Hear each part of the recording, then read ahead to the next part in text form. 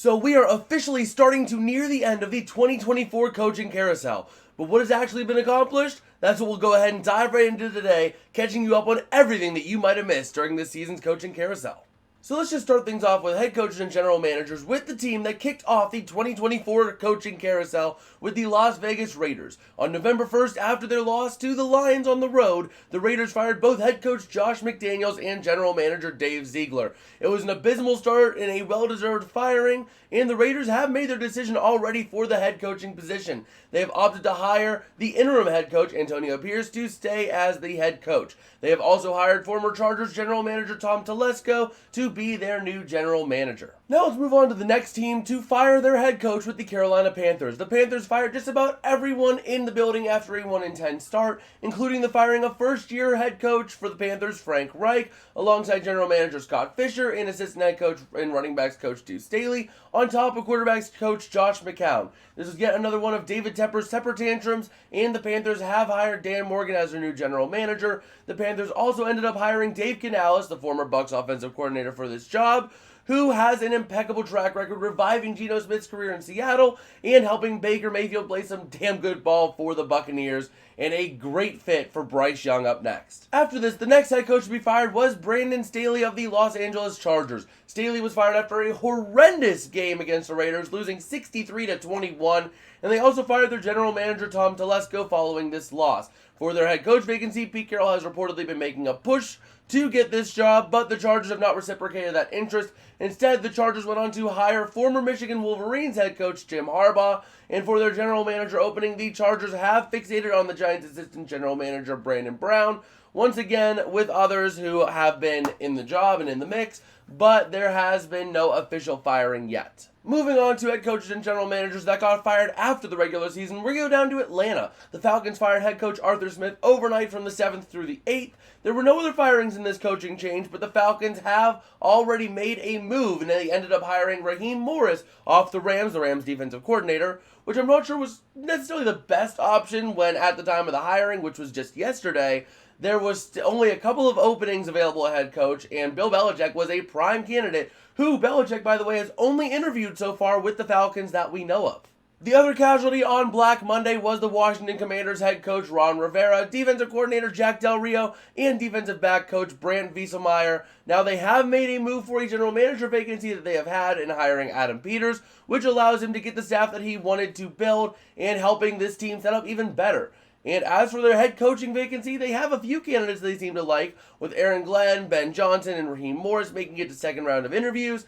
And as of writing the script, there have been no moves officially by the Commanders to interview a new defensive coordinator, and there likely won't be until a head coach is officially hired.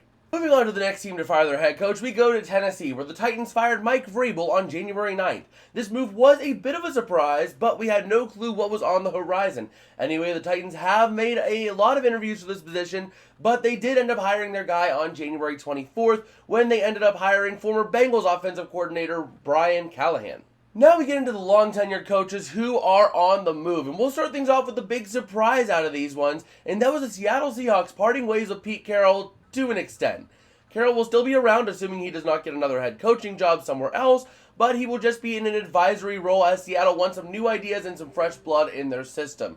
Seattle has been honing in on 5 guys to take Pete's place, those being Ejiro Evero, Raiders defensive coordinator Patrick Graham, Giants offensive coordinator Mike Kafka, Raheem Morris, who was already hired by the Rams, and the Cowboys defensive coordinator Dan Quinn, who ended up working under Pete before going to Atlanta to take that coaching job there. Now we move on to the elephant in the room. Bill Belichick parting ways with the New England Patriots. We all knew this was coming during the regular season. The Patriots were struggling and they just needed some fresh blood, some fresh ideas at the head coaching position. To replace the legendary Bill Belichick, the Patriots enacted their succession plan that has been in place now for a few years by elevating Gerard Mayo to the head coaching position. Now let's just go ahead and take a look at some of the other coaching vacancies for offensive and defensive coordinator positions. And we'll start this off with the Buffalo Bills, who fired offensive coordinator Ken Dorsey back on November 14th, and they have not yet made any moves at this time as of writing this, as they have just been eliminated from the playoffs just on Sunday, so about a week ago. Up next, we go to Chicago, where the Bears absolutely cleaned house on the offensive side of the ball, firing offensive coordinator Luke Getsy alongside the position coaches for quarterbacks, receivers, running backs, and the assistant tight ends coach. This is also on top of defensive coordinator Alan Williams, who resigned back in September.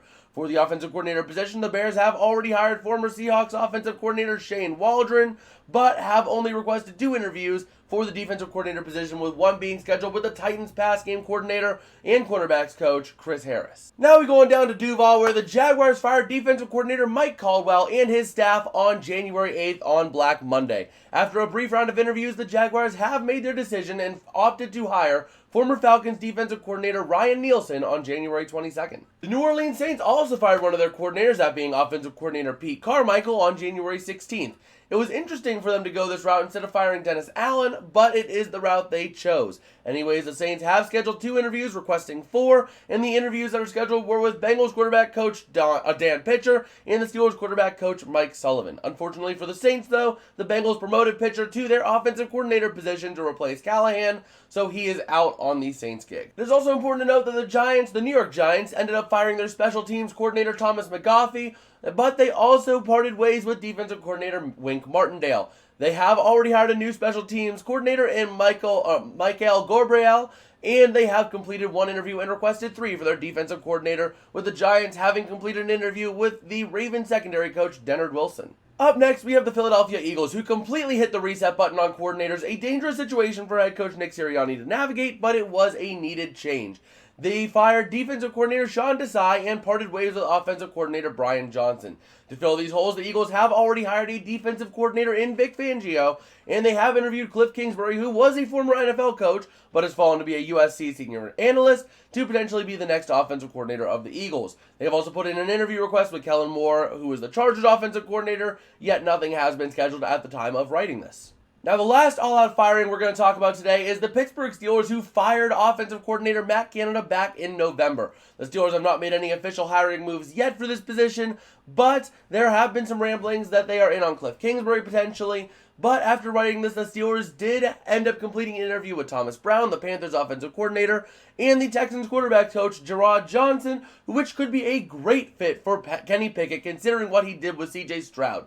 Nothing against Stroud, he is great, but 9 out of every 10 great rookie quarterbacks are backed up by a great head coach or a great quarterbacks coach, one of the two. So this could be really good for him if he can mesh well with Pickett and he gets the job. Now we've got to move on to a couple of teams who parted ways with coordinators, and we're going to start off with the Green Bay Packers, parting ways with defensive coordinator Joe Barry, who was abysmal in the final few weeks of the Packers' regular season. Since parting ways with Joe Barry, the Packers have opted to interview the best defensive mastermind in history, Brandon Staley, for that defensive coordinator job. Up next, we get on to Miami, who parted ways with defensive coordinator Vic Fangio after just 1 season.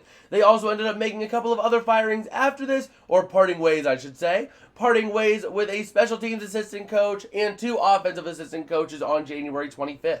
Another area of note is the Cincinnati Bengals, who had to replace their offensive coordinator, who was hired by Tennessee. And to replace Brian Callahan, they did end up promoting Dan Pitcher for the promotion, who was their quarterback's coach. We talked about it a little bit earlier, but wanted to give it its own segment. Brief segment, but nonetheless. As it's clear to see, this year's coaching carousel is by far more interesting and intriguing than years past, with 3 pretty big-name cornerstone head coaches leaving their organizations in Bill Belichick, Pete Carroll, and Mike Vrabel. This is also on top of the Alabama Crimson Tide having Nick Saban retire. This year has been one of the more interesting years we have seen at all levels for the coaching carousel. Well, that's just about going to do it for me today. If you guys did like, don't forget to smash that like button and subscribe if you're new around here. Also, don't forget to check out this video right here. This is a video that YouTube thinks you will like and enjoy, so why not go ahead and help it a little bit. And I guess with that, I will see you guys later. Peace out and have a good one.